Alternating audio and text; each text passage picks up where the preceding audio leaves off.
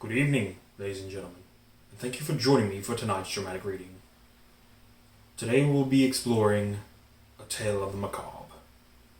Tonight we'll be exploring one of the tales of the late, great Edgar Allan Poe. Tonight we'll be reading The Telltale Heart. So grab yourself a light snack and a drink, and we will begin. The Telltale Heart by Edgar Allan Poe. True. Nervous. Very, very dreadfully nervous I had been, and am. But why will you say that I am mad? The disease had sharpened my senses, not destroyed, not dulled them. Above all was the sense of hearing acute. I heard all things in the heaven and in the earth. I heard many things in hell. How then am I mad? Hearken and observe how healthily, how calmly I can tell you the whole story. It is impossible to say how first the idea entered my brain, but once conceived, it haunted me day and night. Object there was none. Passion there was none. I loved the old man. He had never wronged me. He had never given me insult. For his gold I had no desire. I think it was his eye. Yes, it was this. One of his eyes resembled that of his vulture. A pale blue eye with a film over it. Whenever it fell upon me, my blood ran cold. And so by degrees, very gradually, I made up my mind to take the life of the old man. And thus rid myself of the eye forever. Now this is the point. You fancy me mad. Madmen know nothing. But you should have seen me. You should have seen how wisely I proceeded. With what caution. With what foresight. With what dissimulation I went to work. I was never kinder to the old man than during the whole week before I killed him. And every night, about midnight, I turned the latch to his door and opened it. Oh, so gently. And then, when I made an opening sufficient for my head, I put in a dark lantern, all closed so that no light shone out. And then I thrust in my head. Well, you would have laughed to see how cunningly I thrust it in. I moved it slowly, very slowly, so that I might not disturb the old man's sleep. It took me an hour to place my whole head within the opening, so far that I could see him as he lay upon his bed. Would a madman have been so wise as this? And then, when my head was well in the room, I undid the lantern cautiously. Oh, so cautiously. The hinges creaked. I undid it just so much that a single thin ray fell upon the vulture eye. And this I did for 7 long nights. Every night, just at midnight. But I found the eye was always closed, and so it was impossible to do the work. For it was not the old man who vexed me, but his evil eye. And every morning, when the day broke, I went boldly into the chamber and spoke courageously to him, calling him by name in a hearty tone, and inquiring how he was past the night. So you see, he would have been a very profound old man indeed to suspect that every night, just at 12, I looked in upon him as he slept. Upon the 8th night, I was more than usually cautious in opening the door. A watch's minute hand moves more quickly than did mine. Never before that night had I felt the extent of my own powers, of my sagacity. I could scarcely contain my feelings of triumph. To think there I was, opening the door little by little, and he not even to dream of my secret deeds or thoughts. I fairly chuckled at the idea, and perhaps he heard me, for he moved on the bed suddenly, as if startled. Now you may think that I drew back, but no. His room was as black as pitch, with a thick darkness, for the shutters were close fastened through fear of robbers. And so I knew that he could not see the opening of the door, and I kept pushing it on, steadily, steadily. I had my head in, and was about to open the lantern when my thumb slipped upon the tin fastening, and the old man sprang up in bed, crying out, "Who's that?" I kept quite still and said nothing. For the whole hour I did not move a muscle, and in the meantime I did not hear him lie down. He was still sitting up in the bed, listening, just as I have done night after night, hearkening to the death watches in the wall. Presently I had a slight groan, and I knew it was the groan of mortal terror. It was not a groan of pain, or of grief. Oh no, it was the low, stifled sound that arises from the bottom of the soul when overcharged with awe. I knew the sound well. Many a night, just at midnight, when all the world slept, it has welled up from my own bosom, deepening with its own echo the terrors that distracted me. I say I knew it well. I knew what the old man felt, and pitied him, although I chuckled at heart. I knew that he had been lying awake ever since the first slight noise.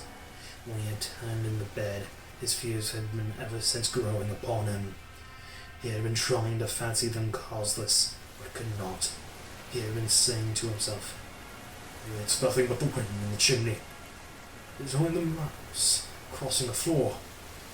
Or it is merely a cricket which has made a slight chirp." Yes, he has been trying to comfort himself with all these suppositions, but he had found all in vain.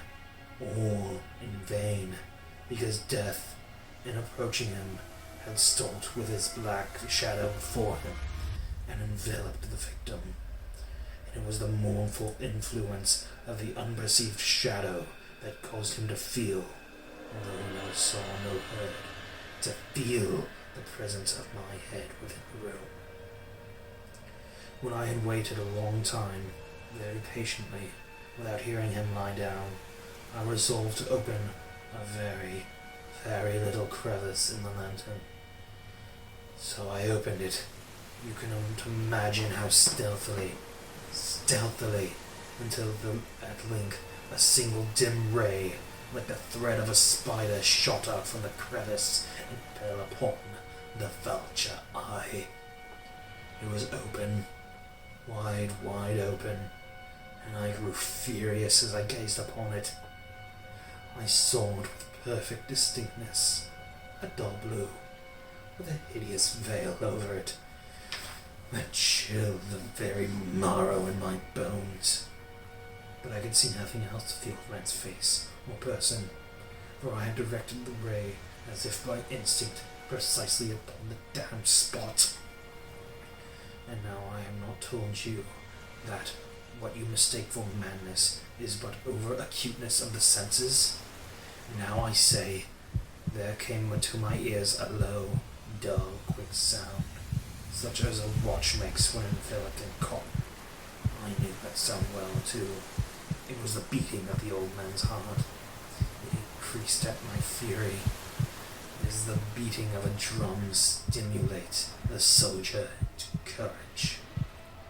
But even yet I refrained and kept still. I scarcely breathed. I held the lantern motionless. I tried how steadily I could maintain the ray upon the eye. Meantime, the hellish tattoo of the heart increased. It grew quicker and quicker, and louder every instant. The old man's terror must have been extreme. It grew louder, I say, louder every moment. Do you mark me well? Have I told you that I am nervous? So I am. And now, at the dead hour of the night, amid the dreadful silence of that house, so strange a noise as this excited me into uncontrollable terror. Yet for some minutes longer I refrained and stood still. But the beating grew louder. I thought the heart must burst. Now a new anxiety seized me. The sound would be heard by a neighbor. The old man's hour had come. With a loud yell, I threw open the lantern and leapt into the room. He shrieked once only. In an instant, I dragged him to the floor and pulled the heavy bed over him. I then smiled gaily to find the deed so far done. But for many minutes, the heart beat on with a muffled sound. This, however, did not vex me. It would not be heard through the wall. At length, it ceased. The old man was dead.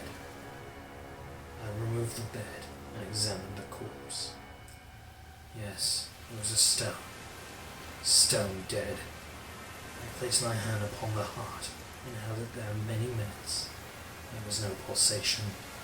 It was stone dead. His eye would trouble me no more. If still you think me mad, you will think so no longer when I describe the wise precautions I took for the concealment of the body. The night waned, and I worked hastily, but in silence. First of all, I dismembered the corpse. I cut off the head, the arms, and the legs. I then took up 3 planks from the flooring of the chamber and deposited all between the scaplings. I then replaced the boards so cleverly, so cunningly, that no human eye, not even his, could have detected anything wrong. There was nothing to wash out, no stain of any kind, no blood spot whatever. I had been too wary for that. The tub had caught all. When I made an end of these labours, it was 4 o'clock, still dark as midnight, as the bells sounded the hour. There came a knocking at the street door. I went down to open it with a light heart, for what I had now to fear. There entered 3 men who introduced themselves, with perfect suavity, as officers of the police. A shriek had been heard by a neighbor during the night. Suspicion of foul play had been aroused. Information had been lodged at the police office, and they, the officers, had been deputed to search the premises. I smiled. For what had I to fear? I bade the gentleman welcome. The shriek, I said, was my own in a dream. The old man, I mentioned, was absent in the country. I took my visitors all over the house. I bade them search well. I led them, at length, to his chamber. I showed them his treasures, secure, undisturbed. In the enthusiasm of my confidence, I brought chairs into the room and desired them here to rest from their fatigues, while I myself, in the wild audacity of my perfect triumph, placed my own seat upon the very spot which beneath reposed the corpse of the victim. The officers were satisfied. My manner had convinced them. I was singularly at ease. They sat, and while I answered cheerily, they chatted of familiar things. But ere long, I felt myself getting pale and wished them gone. My head ached. I fancied a ringing in my ears, but they sat still and still chatted. The ringing became more distinct, continued and became more distinct. I talked more freely to get rid of the feeling, but it continued to gain definiteness, until at length I found the noise was not within my ears. I turned very pale, but I talked more fluently, and with a heightened voice, yet the sound increased, and what could I do? It was a low, dull, quick sound, much sound as a watch makes when enveloped in cotton. I gasped for breath, and yet the officers heard it not. I talked more quickly, more vehemently. The noise steadily increased. I arose and argued about trifles in a high key and with violent gesticulations, but the noise steadily increased. Why would they not be gone?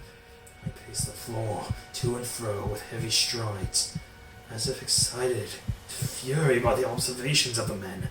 But the noise steadily increased. Oh God, what could I do? I foamed, I raved, I swore. I swung the chair upon which I had been sitting and grated it upon the boards. But the noise arose overall and continued and gradually increased.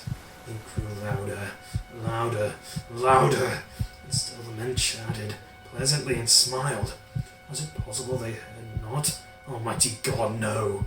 No, they heard. They suspected, they knew. They were making a mockery of my horror. This I thought, and this I think. But anything was better than this agony. Anything was more tolerable than this derision. I could bear those hypocritical smiles no longer. I felt I must scream or die. And now again. Hark! Louder! Louder! Louder! Villains! I shrieked. Dissemble no more. I admit the deed. Tear up the planks. Here! Here! It is the beating of his hideous heart.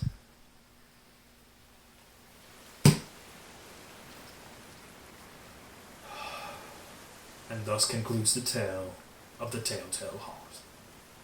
Thank you very much for joining me, ladies and gentlemen, and have a splendid evening.